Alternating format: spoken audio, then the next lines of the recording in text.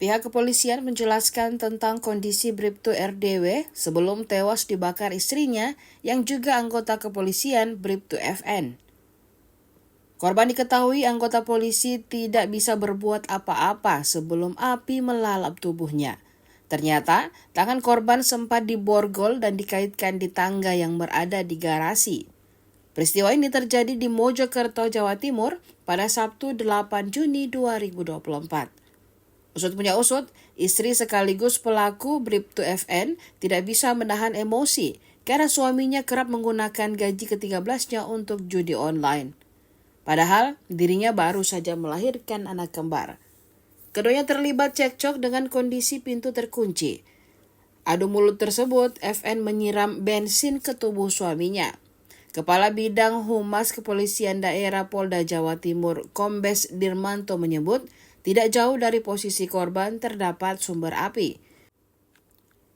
Namun korban tidak bisa melarikan diri karena terhalang mobil dan tangannya terborgol ke tangga lipat. Seusai api yang membakar tubuh korban berhasil dipadamkan, FN menolong dan membawa sang suami ke rumah sakit. Sesampainya di rumah sakit, FN meminta maaf kepada suaminya. Lantaran mengalami luka bakar nyaris 90%, Bribtu RDW meninggal dan sang istri ditetapkan sebagai tersangka.